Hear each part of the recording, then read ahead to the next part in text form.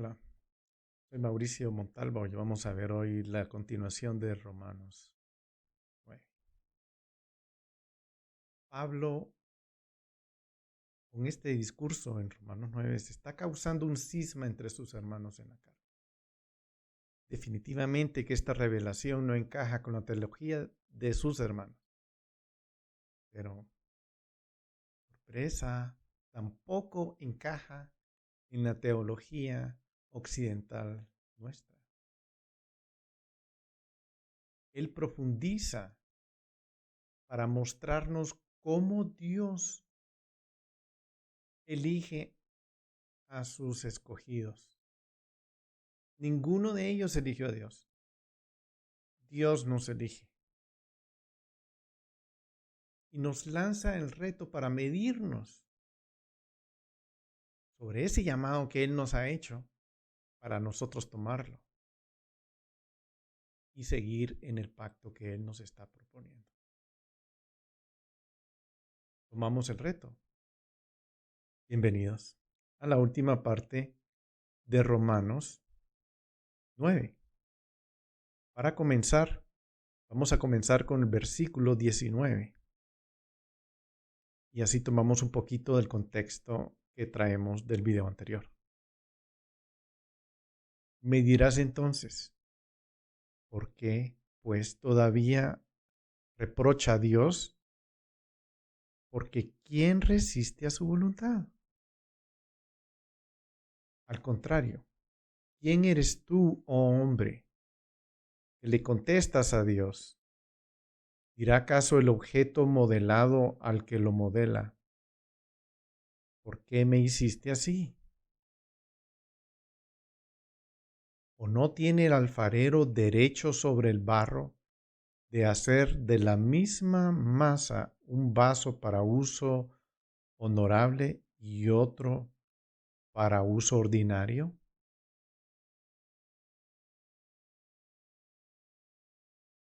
¿Y qué?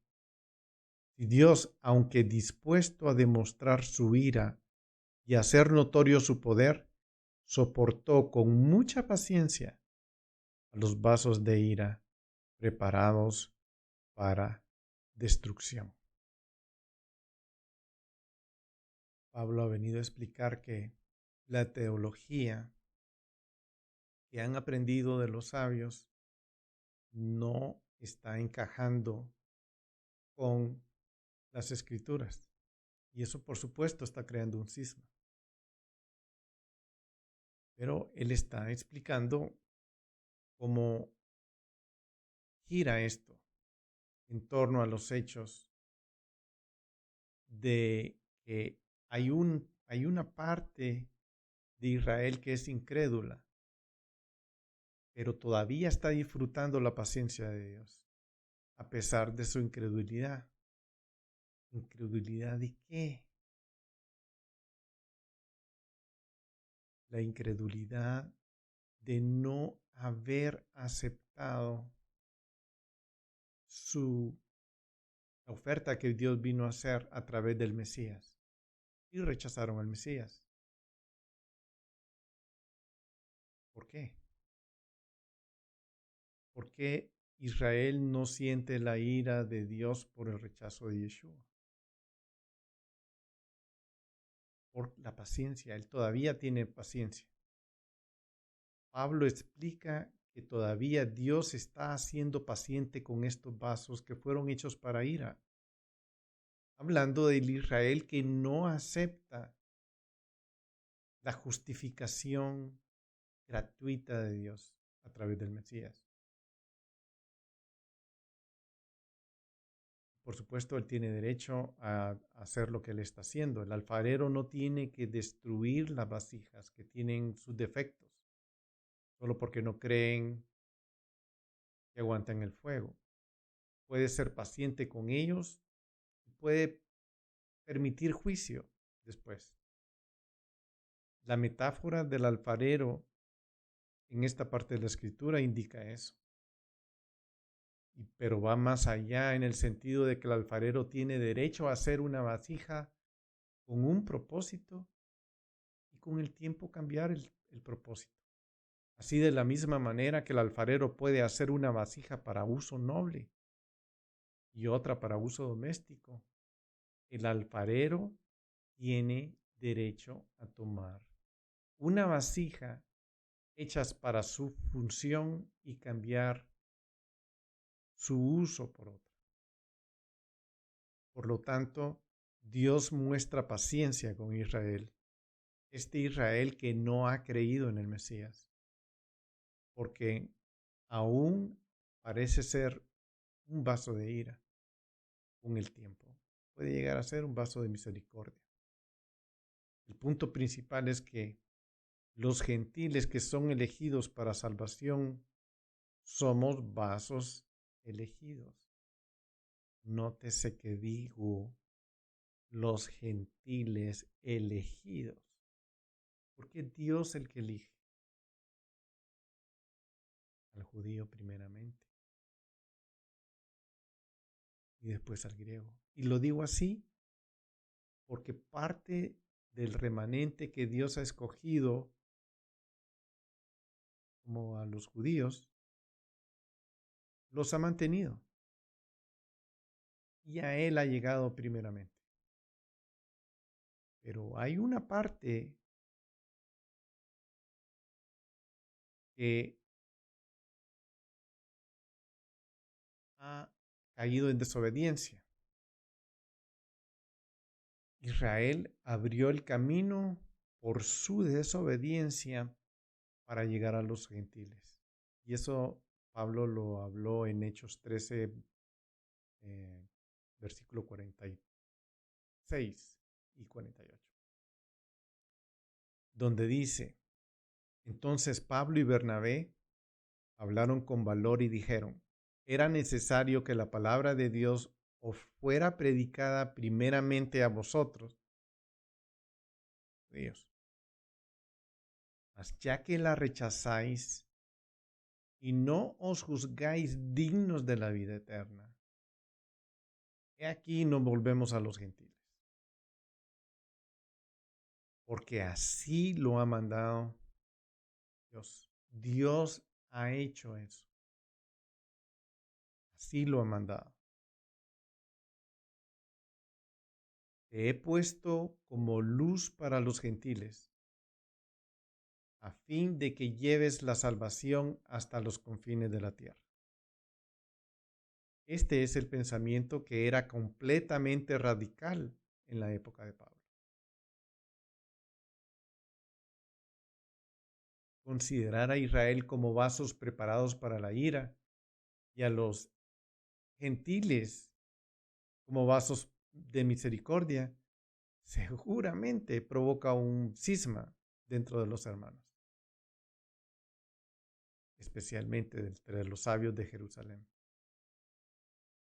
Los judíos, o mejor dicho, para los judíos, los gentiles debían abandonar a sus ídolos y venir a adorar al único Dios verdadero, al Dios de Israel. Por eso en la sinagoga, en el servicio matutino, incluye la siguiente lectura. Dice: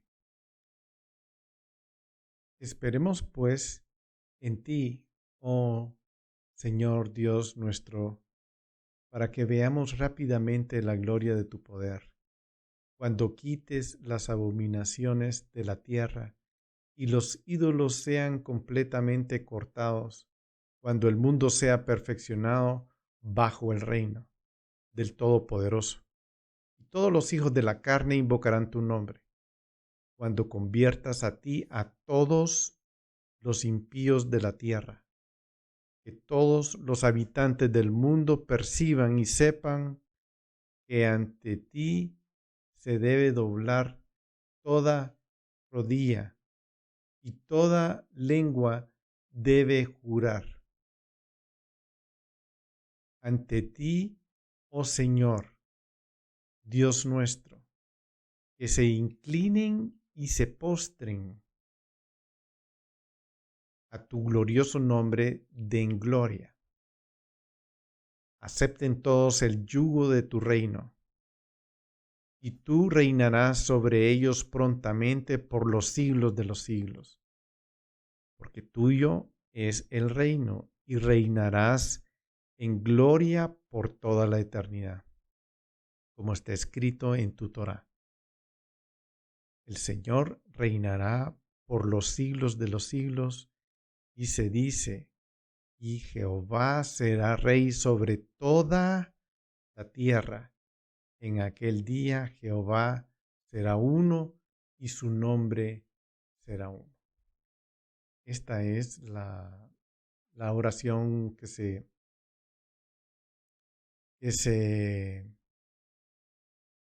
recitaba en la sinagoga en las mañanas. Y ahí explica que toda nación, todo reino vendrá a adorar a Dios. Toda nación vendrá. Pablo verá la reunión de las naciones como una realidad. En su día coincide con el entendimiento que la venida de Yeshua y el evento previo al fin había surgido. Después de la venida del Mesías, la reunión de los gentiles era el siguiente evento lógico. Ya los judíos han sido alcanzados, ahora los gentiles. El siguiente evento lógico es la unión de todos ellos. Sin embargo, el hecho de que Israel nacional había rechazado a Yeshua como Mesías hizo que Pablo, junto a los otros apóstoles, reconsiderara su escatología. La gloria de Israel como nación no iba a preceder la reunión de las naciones, sino que la seguiría. Los medios por los cuales Dios lograría tanto la reunión de las naciones como la salvación de Israel eran exactamente opuestos a las expectativas de los judíos. Los sabios enseñaban que Dios le daría a Israel la victoria sobre las naciones, y esto los llevaría a la comprensión de que Jehová era Dios, porque él habría derrotado a todos los demás dioses y por lo tanto habría demostrado ser el único Dios verdadero. Esto estaba en la escatología. Nunca sucedió. Lo que Pablo había llegado a comprender, que las naciones llegarían a la fe a través de la proclamación del Evangelio. Y como resultado de volverse a Dios, el mismo Israel se sentiría atraído por celos. Desafortunadamente, ese proceso de 2 pasos había sido desvirtuado por la iglesia cristiana contemporánea. Se ha enseñado que el plan divino era volverse a los gentiles debido a la incredulidad de Israel, y que en los últimos días el Señor ablandaría el corazón de Israel, escogido para escuchar y aceptar el Evangelio. Esto está lejos de la mente de Pablo. Eso es lo que se enseñaba en el cristianismo, pero en la mente de Pablo no estaba pasando eso, por la sencilla razón de que nunca abandonó su enfoque del Evangelio en el orden en el que Dios lo estableció, en el orden divino, digamos. ¿Cuál es? Al judío primeramente y después al griego. Para Pablo, la idea de que los gentiles pudiera venir en masa al Evangelio sin ninguna conexión con Israel es simplemente impensable. Hay un remanente en cada generación, porque la fidelidad de Dios al pacto lo requiere. Y el remanente de Israel llega a la fe al oír la palabra. Entonces la proclamación del Evangelio siempre debe comenzar con el judío y luego al gentil, si se va a seguir ese orden divino que se estableció en la Escritura. Porque el Evangelio en Yeshua no podría vivirse como debería ser si se separa de las manifestaciones históricas y el desarrollo del mismo pacto que prometía la salvación que proclamaba el Evangelio. La iglesia fue atrapada en una teología que no tiene fundamento en la Biblia, que se conoce como la teología de la sustitución o la teología del reemplazo. Para mantener su pacto, Jehová ha sido fiel al remanente de Israel en cada generación, en todas las generaciones. La diferencia, por supuesto, es si la paciencia de Dios con respecto a los vasos de ira se ve en el despliegue de su ira y poder, o si la paciencia anula su ira y poder contra estos vasos.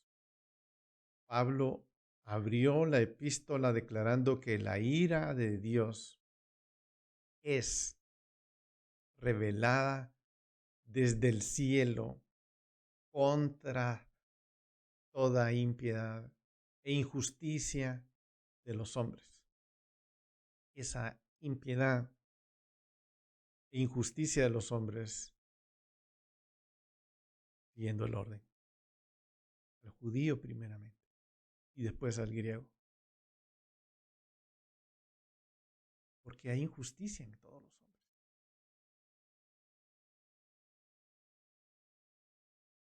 Por lo que no parece probable que aquí esté enseñando que la ira de Dios está reservada para unos cuantos, para un grupo exclusivo del mundo religioso. Parece parece más natural entender que Pablo está diciendo, y especialmente a luz de la analogía del alfarero, que algunas vasijas fueron hechas para ira, pero que no le incumbe al alfarero ejecutar su ira ahora, puede posponerla para más tarde. Veamos ahora el versículo 23.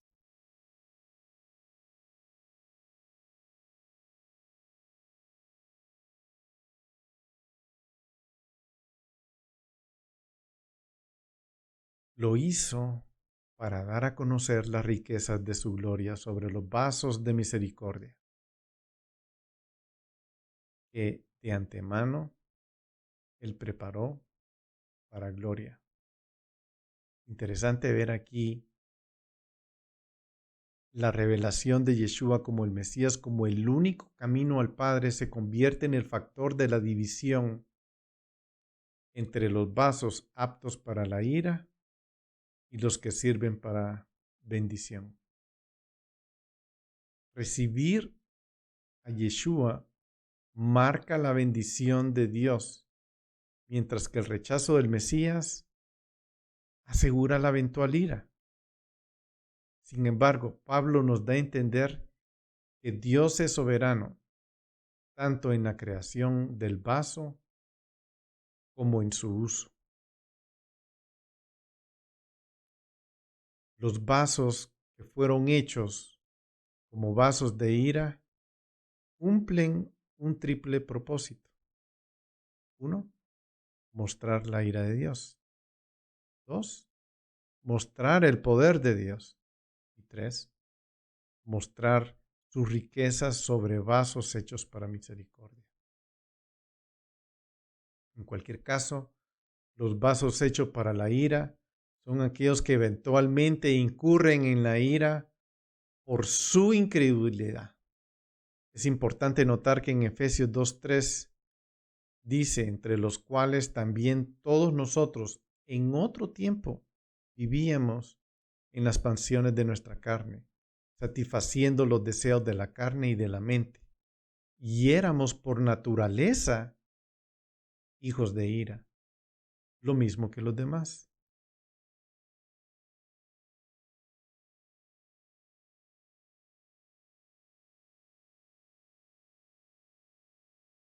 En Romanos 2:4 dice, o tienes en poco las riquezas de su bondad, tolerancia y paciencia, ignorando que la bondad de Dios te guía al arrepentimiento.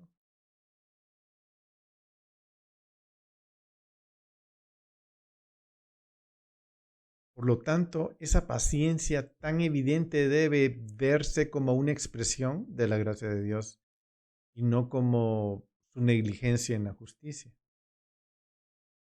Su paciencia con el Israel incrédulo debe entenderse como parte del plan divino para llevar a cabo su plan de misericordia con los escogidos, tanto de Israel como del resto de las naciones.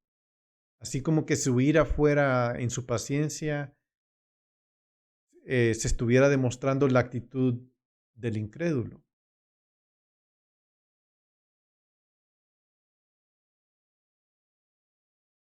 El versículo 24 dice,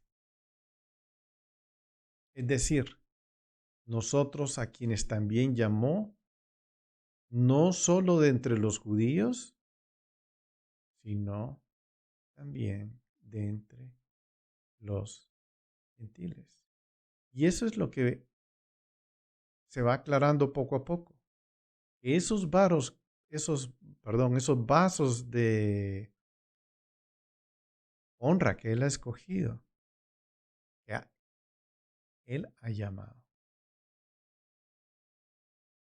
no solo son de entre judíos, primeramente, sino también de entre los gentiles. Aquí Pablo golpea la opinión predominante de su época, que Israel y solo Israel ha sido llamado por Dios como vasos de misericordia, y que todos los demás son sin excepción vasos de ira. Sin embargo, si consideramos el contexto completo, se ve fácilmente que Pablo todavía está respondiendo a la pregunta sobre el rechazo del Mesías por parte de Israel. Y, en consecuencia, su estado actual de estar bajo la ira de Dios. El hecho de que Jehová rechazó a Ismael, a Esaú y a Faraón podía apoyar esa teología de exclusividad.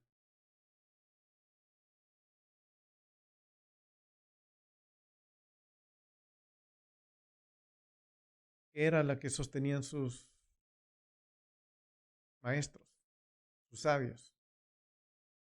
Pero que en la actualidad, en los días de Pablo, había una gran afluencia de gentiles que entonces revela lo contrario. Hay que poner suma atención al hecho de que Jehová llama a sus hijos. Y esto es nuevo. No es lo que normalmente se ha estado enseñando en Israel.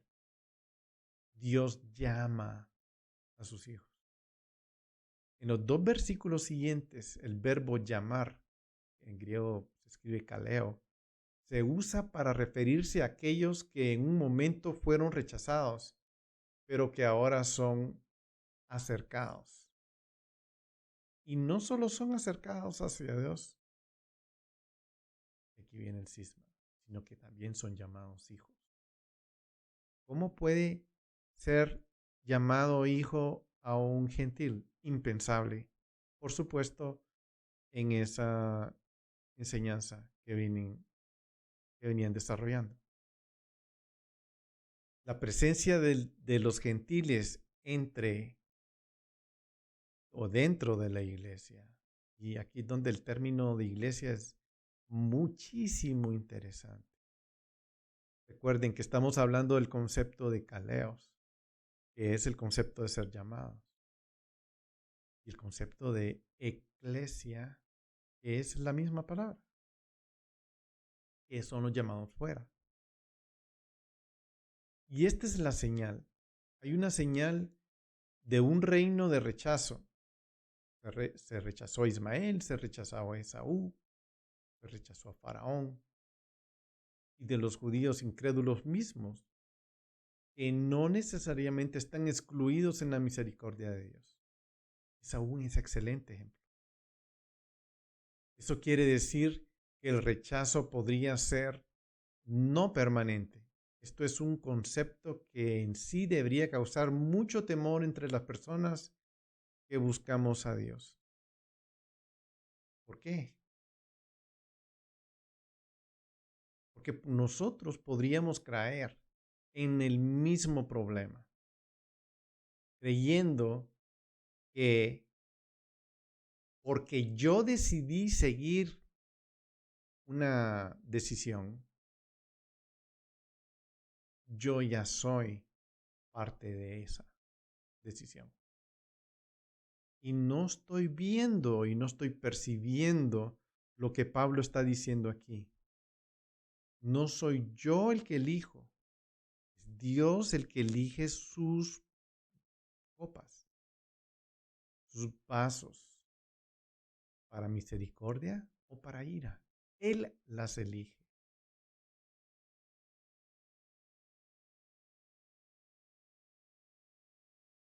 Yo puedo caer en eso.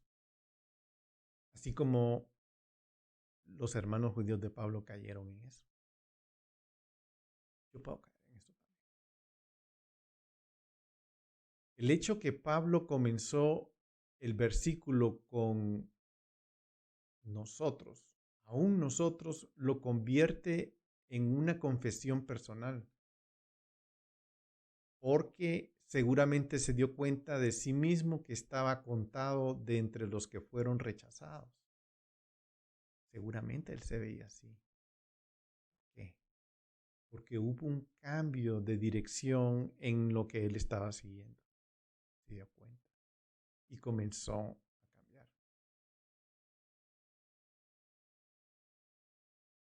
Pero Dios, a través de su misericordia soberana,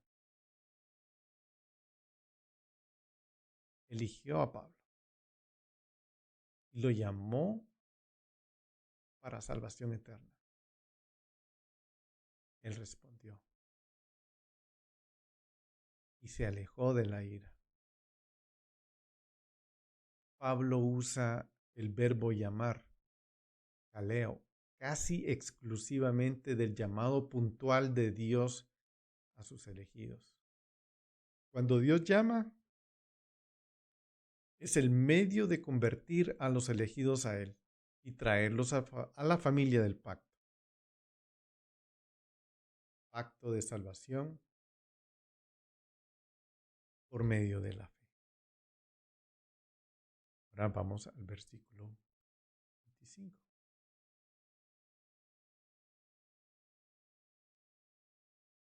Como también dice en Oseas, a los que no eran mi pueblo, llamaré pueblo mío. Y a la que no era amada, amada. Estos versículos del 24 al 26 comienzan en griego con oskai, como también. Oskai, como también. Y están conectados con la sección anterior como una confirmación de los profetas en apoyo al tema principal que Pablo está exponiendo.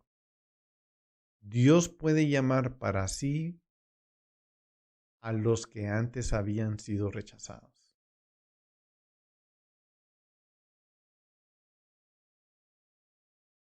En Oseas 2:23,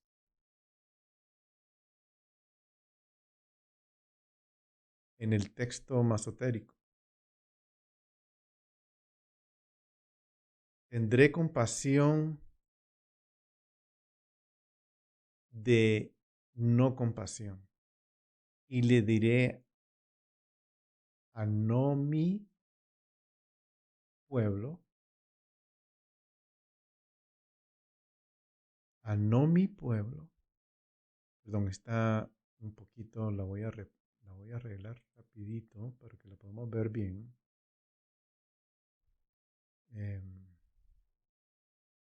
Y abrí la ventanita que no debía haber abierto. Voy a arreglar este texto.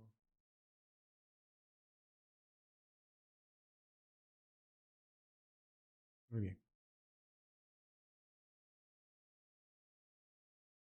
El texto masorético dice, y tendré compasión de no compasión, y le diré a no mi pueblo eres tú. Y él dirá, Dios mío.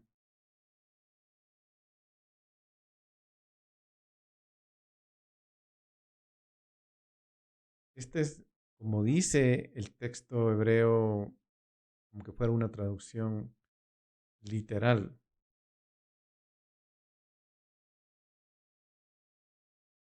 En la Septuaginta dice, y amaré, el mismo texto, 2:23,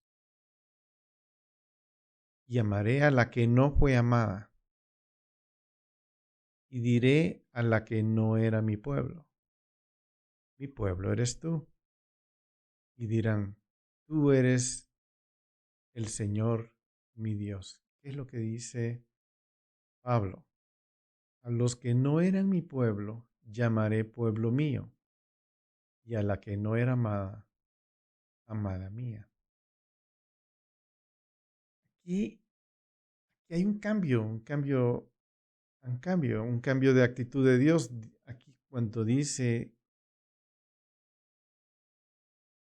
esta escritura, o sea, es un ejemplo cabal de lo que es la parábola del alfarero que acabamos de leer, que hizo Pablo mención de Isaías.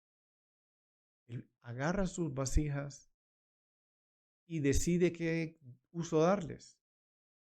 Y posiblemente agarra sus vasijas y decide darles un uso distinto al que ya le estaba dando. Ahí es donde vemos que es Dios el que escoge. Es Dios el que decide. Él es el que está tomando esa decisión. Y eso se ve en esa escritura. Eso es lo que estamos leyendo en esta escritura.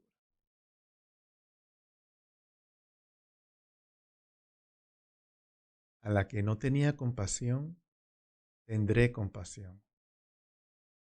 Y a la que no era mi pueblo, te va a decir, mi pueblo eres tú. Interesantísimo.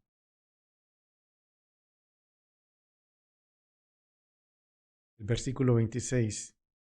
Y acontecerá que en el lugar donde les fue dicho, vosotros no sois mi pueblo, allí serán llamados hijos del Dios viviente. Tremendo. Acontecerá que en el lugar donde les fue dicho, vosotros no sois mi pueblo, allí serán llamados hijos del Dios viviente. Esto es totalmente tremendo. Este está en Oseas 1:10 y dice, y será en el lugar, este es el texto masorético, y será en el lugar donde se les dijo, ustedes no son mi pueblo. Se les dirá hijos del Dios viviente. Dice la Septuaginta.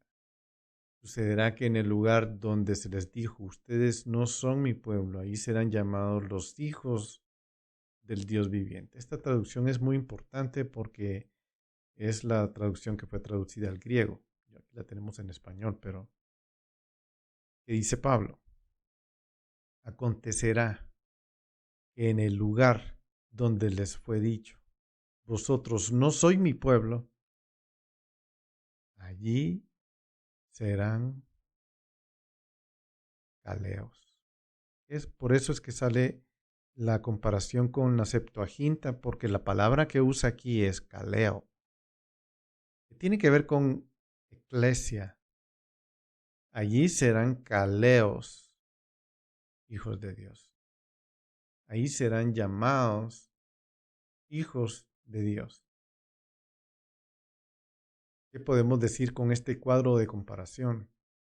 Primero, está claro que Pablo, como buen rabino, une las citas, tanto de Oseas 1:10 y Oseas 2:23. Él está uniendo las citas y hace una comparación de equivalencias. Eso es lo que un rabino hace. Esa es la tarea de un rabino, estar haciendo esa comparación, una comparación de equivalencias. Para hacer esto, Pablo cita, o sea, 2:23 y usa la palabra llamar, kaleo, para relacionarlo con el uso anterior al verbo llamar. Y a continuación cambia las dos primeras cláusulas poniendo no es mi pueblo por delante de no amado sin compasión, que también se ajusta mejor a su uso, ya que está afirmando que Dios puede traer a una relación de pacto a aquellos que no estaban en pacto y que no eran su pueblo.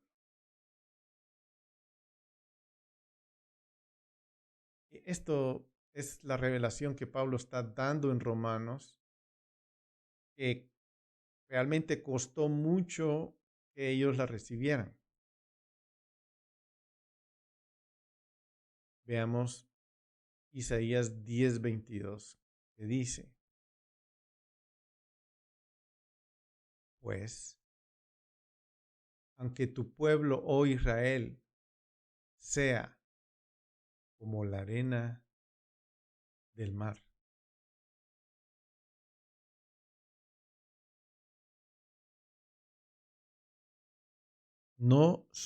solo un remanente de él volverá. Pues aunque tu pueblo, oh Israel, sea como la arena del mar, solo un remanente de él volverá. Miren qué fuerte es esto. La destrucción está decidida, rebosando justicia. Y Isaías 1:9. Si Jehová de los ejércitos no nos hubiera dejado algunos sobrevivientes, seríamos como Sodoma y semejantes como a Gomorra. Aquí están vinculadas estas dos citas en los versículos 27 y 29. Isaías 10:22 e Isaías 1:9. Y están vinculados y conectados con Yahweh en Romanos. La estructura de estas citas es tal que debemos entender que él está usando tanto a Oseas como a Isaías para probar el mismo punto. Él puede escoger a sus vasijas. Y él conecta el tema del remanente. El argumento es Pablo. Es decir, Isaías enseña claramente que el remanente son los que son llamados, no los que van por default. El remanente es los que son llamados para ese propósito. Dios llama a su remanente a ese propósito. No es por default. No es porque hubo una decisión que se tomó antes que da por sentado que yo soy ese remanente. Eso puede construirse en mi cabeza, pero Pablo está diciendo no. es a los que llamo. Yo tengo un remanente que he llamado a mi pacto, pero también puedo llamar a mi pacto a alguien que no es llamado, o puedo llamar a mi pacto a alguien que no es mi pueblo, como lo dice en Oseas, como lo dice en Isaías, que si fuera como la arena del mar, solo un remanente volverá, porque la destrucción está decidida en las copas de la vida. Por eso es que hace esa comparación. Leamos de Oseas un poquito más para leer desde el contexto. Veamos Oseas 1. Voy a poner la escritura porque me di cuenta que no le he puesto. Y dice así: Oíd cielos y escuchad tierra, porque Jehová habla.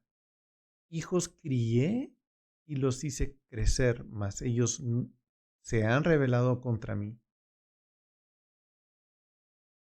Hijos crié y los hice crecer, se han rebelado contra mí. El buey conoce a su dueño y el asno el pesebre de su amo, pero Israel no conoce. Mi pueblo no tiene entendimiento. Hay nación pecadora, pueblo cargado de iniquidad, generación de malvados, hijos corrompidos. Han abandonado a Jehová, han despreciado al Santo de Israel, se han apartado de él. ¿Dónde más seréis castigados? ¿Continuaréis en rebelión? Toda cabeza está enferma y todo corazón desfallecido. De la planta del pie a la cabeza no hay en él nada sano, sino golpes, verdugones y heridas recientes. No han sido curadas, ni vendadas, ni suavizadas con aceite.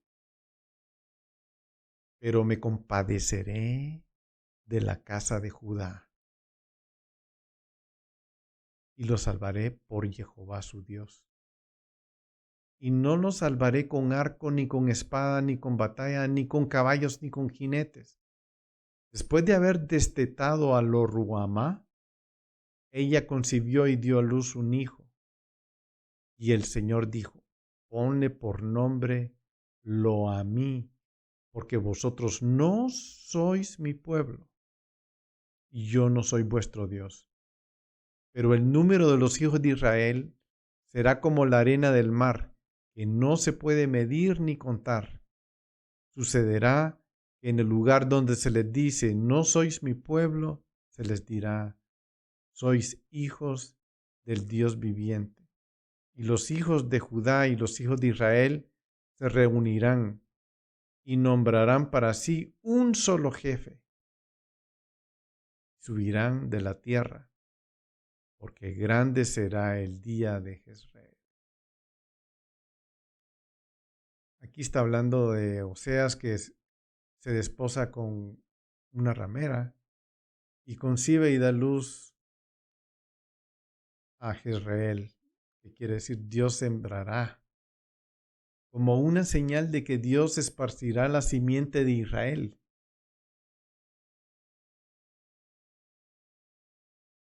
Luego concibe a la ramera de nuevo y nace Lo-ruhamá, que quiere decir sin compasión, porque ya no tendré compasión de la casa de Israel. Por tercera vez ella da a luz un hijo, Lo-amí, porque no es pueblo, porque ustedes no son mi pueblo y yo no soy tu Dios. Todo esto es una imagen profética y un presagio de la destrucción de la nación norteña de Israel y su exilio como castigo para romper el pacto. Veamos una parte más de Oseas, como dice: decid a vuestros hermanos, a mí y a vuestra hermana Ruhamá, contended con vuestra madre, contended, porque ella no es mi mujer, yo no soy su marido, porque ella no es mi mujer y yo no soy su marido, que quité pues de su rostro sus prostituciones y sus adulterios de entre sus pechos.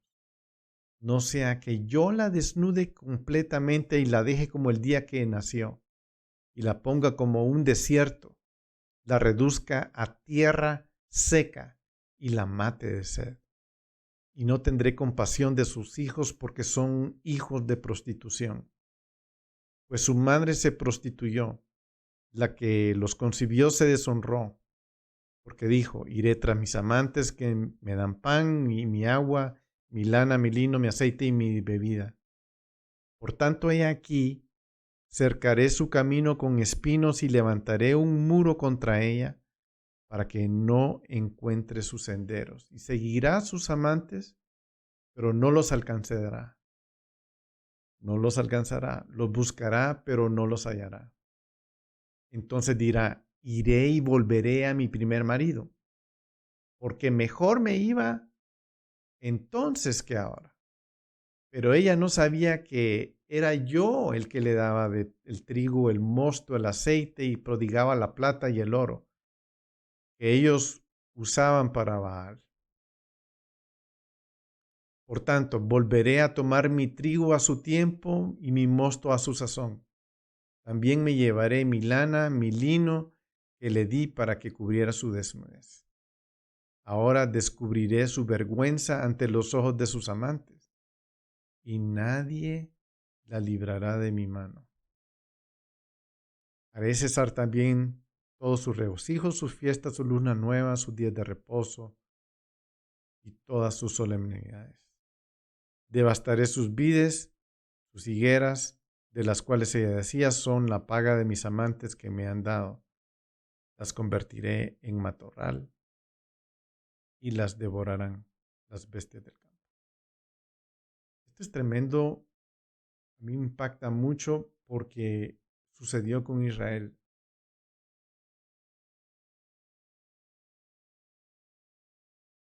Podríamos pensar que Dios está juzgando a Israel. Sí, pero es consistente pensar que Él está juzgando al hombre que ha hecho un pacto con Dios y no lo sigue.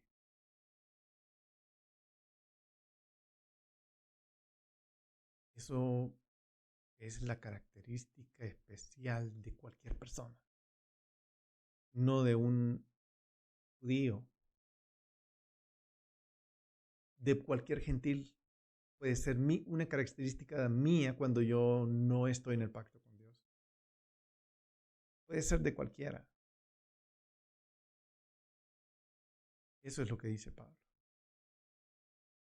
Dios es el que llama. Él es el que escoge. En esta escritura de Oseas 2 es importante que Dios está mostrando su intención de traerla de regreso para sembrarla, Israel, en la tierra y volver a la relación de pacto con Él para que vuelva a ser Ruama, compasión, y a mí, bueno, para poder volver a tener compasión de ella y que pueda volver a ser su pueblo. Y este es el mensaje principal de estos dos capítulos. Dios planea exiliar a Israel, pero también será fiel para traerlo de regreso, de acuerdo con las promesas de su pacto. Es tremendo lo que podemos aprender aquí. Veamos el versículo 27. Isaías también exclama en cuanto a Israel. Interesante que Pablo está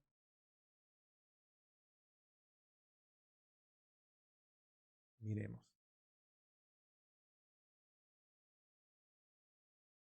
Isaías también exclama en cuanto a Israel. Pablo está continuamente regresando a los profetas para dar su explicación del alfarero. Él se está apoyando por beneficio a sus hermanos en la carne con los profetas para mostrar por qué es que que Dios está tomando la parábola del alfarero como el modus operandum de él. Él llama y él escoge. Aunque el número de los hijos de Israel sea como la arena del mar, solo el remanente será salvo. Aunque el número de los hijos de Israel sea como la arena del mar, solo el remanente será salvo. Dejemos que este pensamiento asiente un poco en nuestra mente, que el Espíritu de Dios nos esté hablando. El número de hijos, aunque el número de hijos sea un montón, solo el remanente. Entonces, habiendo probado a través de esta ilustración de Israel rechazado, que será restaurado, Dios puede traer a los gentiles a ser parte de su pueblo. Pablo continúa apoyando esa afirmación con respecto a los judíos. No solo entre los judíos, sino entre gentiles. Y aquí está citando Isaías 10, vamos a verlo, 22 y 23. El texto masorético dice, porque aunque tu pueblo, oh Israel, sea como la arena del mar, solo un remanente dentro de él volverá.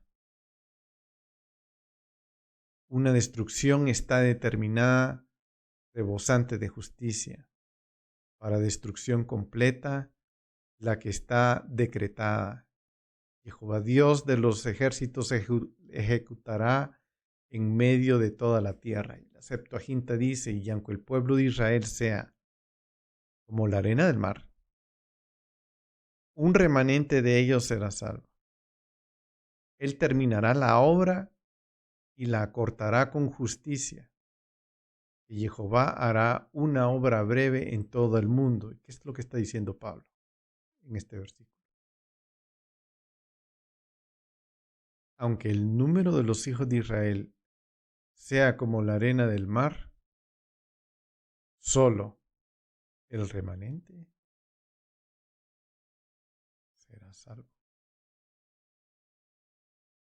Cuando Pablo dirige su atención al pueblo judío, se enfoca en realidad a ese remanente que ha creído. Ese es su Israel. Ese es su pueblo. Ese es su remanente. Ese es lo que él ha escogido.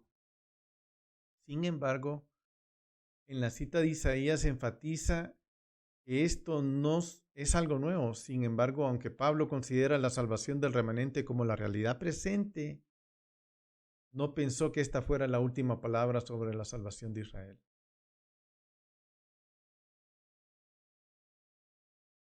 Parece que Pablo tiene en mente el contexto de la cita anterior de Oseas, cuando comienza que aunque el número de los hijos de Israel sea como la arena del mar, solo un remanente será salvo. Muy interesante. Versículo 28. Porque lo que el Señor ejecutará, porque el Señor ejecutará su palabra sobre la tierra cabalmente y con brevedad. Dios va a ser muy puntual en traer su palabra. Y como Isaías predijo, si el Señor de los ejércitos no nos hubiera dejado descendencia, hubiéramos llegado a ser como Sodoma y hechos semejantes a Gomorra. Se da una cita adicional, que es la 1:9, para fortalecer el argumento de Pablo.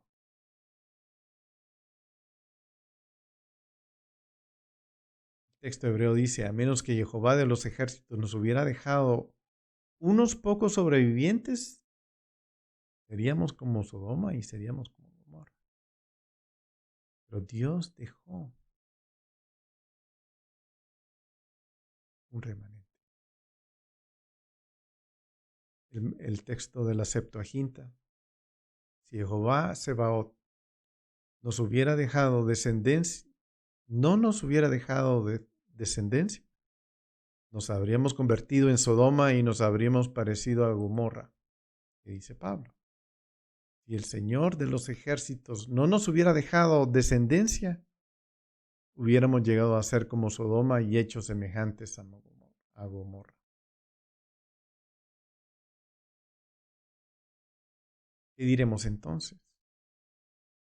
Que los gentiles que no iban tras la justicia alcanzaron justicia, es decir, la justicia que es por fe.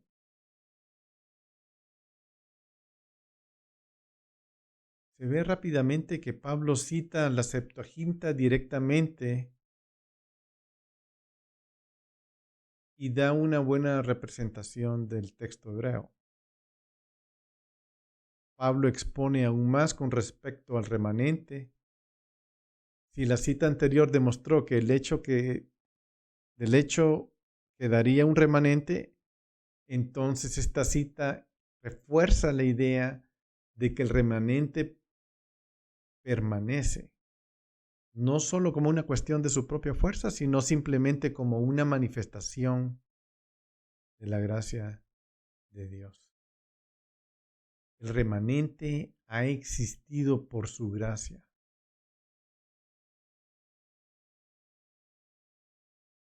Es el remanente que Dios ha escogido, el que ha existido, y es el que tenemos que poner atención.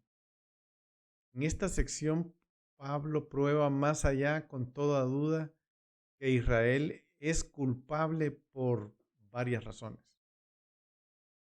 Israel no pudo ver que Yeshua, el Mesías, era el objetivo de la Torá y a la que apuntaba todo el tiempo. Israel falló en obedecer su propia Torá, dada por el Todopoderoso. Pablo no ve dos caminos, uno para gentil y otro para judíos.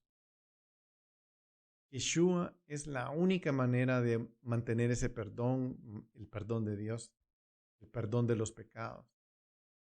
Por tanto, tener una posición justa delante de Dios era necesario para Israel, pero Israel la rechazó. Los gentiles no perseguían justicia, pero la alcanzaron porque creyeron en la justicia por la fe. Aquí Pablo se refiere a los gentiles en general, mejor dicho, no se refiere a los gentiles en general, sino específicamente a esos gentiles que llegaron a la fe, como diciendo un remanente de los gentiles. De la misma manera que si los gentiles fueran como la arena del mar,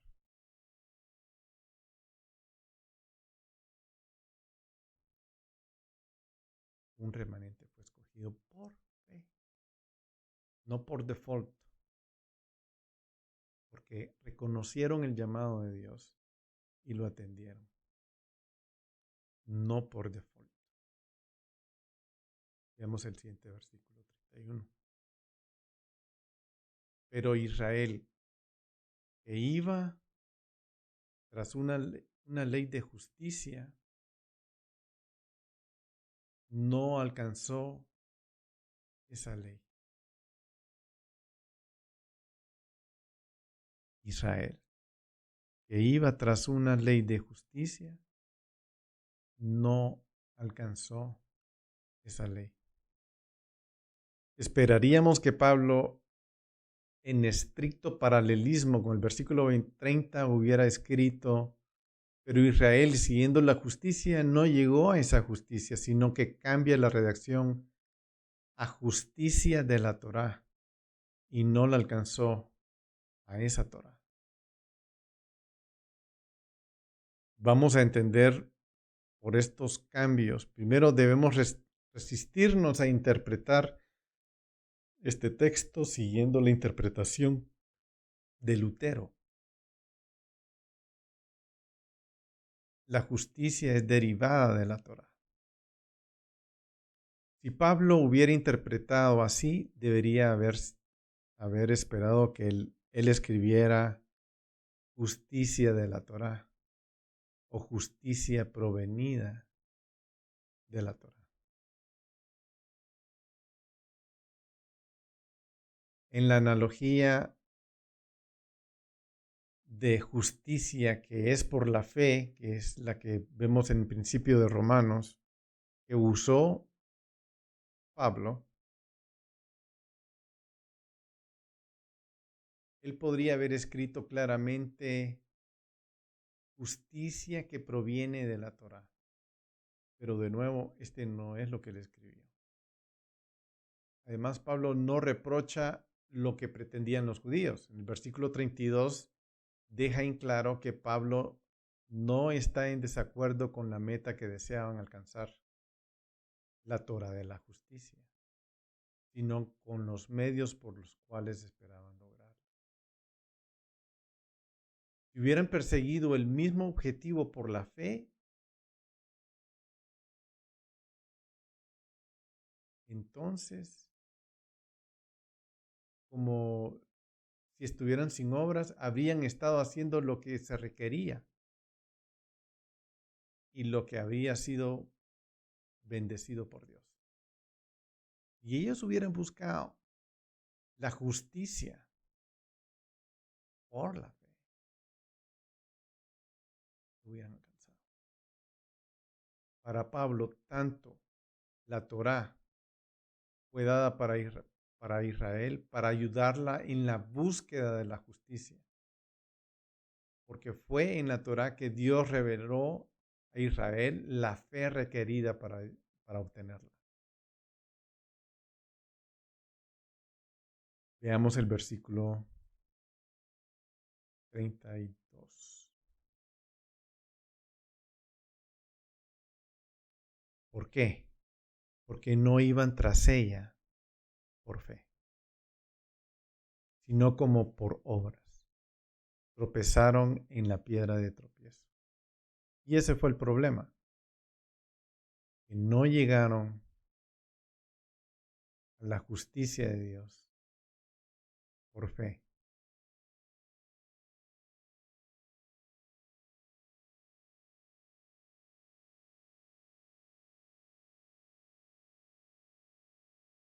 Antes de que podamos entender la respuesta de Pablo a la pregunta obvia, ¿por qué Israel no vio estas enseñanzas obvias de la Torá? Debemos respondernos algunas preguntas.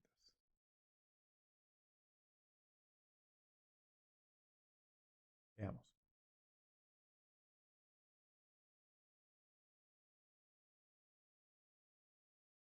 Aquí, eh, este es, aquí estoy explicando que ellos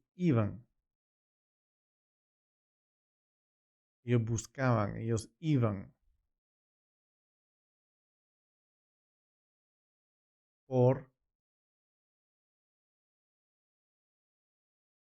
tras ella por la fe, porque ellos no iban tras ella, tras esa justicia por fe. Pero aquí hay una situación. En el texto original, no existe la palabra iban. Esta fue agregada porque va con el contexto del conveniente de la traducción para obedecer una idea. Pero en el texto original, donde dice iban, no está, solo está no. Porque no por fe. Sería la traducción más apropiada. Porque no por fe. Ellos no iban tras la justicia, sino ellos no iban con fe. Y ese es el problema. Ellos no iban con fe. En segundo lugar, en Romanos 3:20 dice, porque las obras de la ley, o por las obras de la ley, estoy en Romanos 3:20, ningún ser humano puede ser justificado delante de él, pues por medio de la ley viene el conocimiento del pecado. Porque concluimos, dice el versículo 28, el hombre es justificado por la fe aparte de las obras de la ley. Y así hay más versículos. Gálatas 2:16, Gálatas 3:2, Gálatas 3:5, Gálatas 3:10. El problema para Pablo es muy claro, que ellos no iban por fe. Israel no iba por fe, sino Israel iba por obras. Y esto es lo que dice el versículo. ¿Por qué? Porque no por fe. Iban tras ella, fue una frase agregada.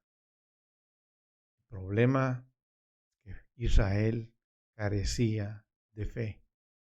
Ellos iban en default haciendo obras en automático, asistiendo, haciendo, estudiando, pero no con fe, sino como por obras. Como iban sin fe por obras, tropezaron con la piedra de tropiezo, tal como está escrito, y aquí pongo en Sión una piedra de tropiezo y roca de escándalo, y el que crea en él no será avergonzado. Esta es una cita de combinación de dos escrituras, en Isaías 28:16 y en Isaías 8:14.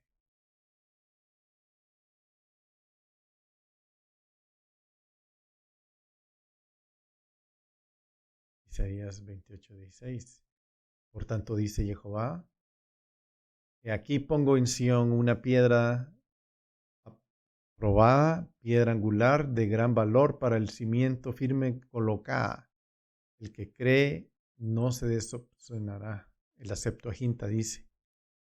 Así dice Jehová, he aquí yo pongo para el fundamento de Sión una piedra preciosa, piedra angular, escogida, preciosa para su fundamento. Y el que en él cree no será avergonzado. Y Pablo dice, he aquí pongo en Sión una piedra de tropiezo y una roca de escándalo. El que crea en él no será avergonzado. El que crea en él no será avergonzado. Aquí hay algunas diferencias menores en estas escrituras. En la Septuaginta se ha leído Jeibosh estará avergonzado o será avergonzado, pero en el texto hebreo no está esta palabra, sino está la palabra yahish, que quiere decir apresurarse, apresurarse o ceder, mientras que no debe apresurarse. Hay una versión en inglés de una Biblia que dice no será molestado. El que confía no tendrá miedo. Todo el punto aquí es que Pablo está hablando de que debemos caminar por fe. Es por fe el- la forma en que nosotros debemos estar caminando.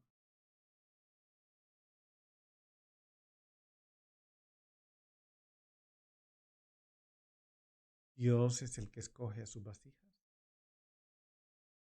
Sus vasijas escuchan el llamado, caminan en ella, entran en su pacto, caminan con Él por fe. Es muy fácil irse en default, asumiendo que yo ya soy parte de eso, no participando en el pacto de Él. Pero eso es lo que Pablo está diciendo. Y por eso es que el mensaje a sus hermanos fue difícil de llevar. Pero quiere decir que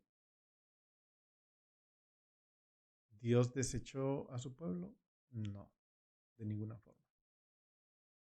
Y eso lo veremos próximamente.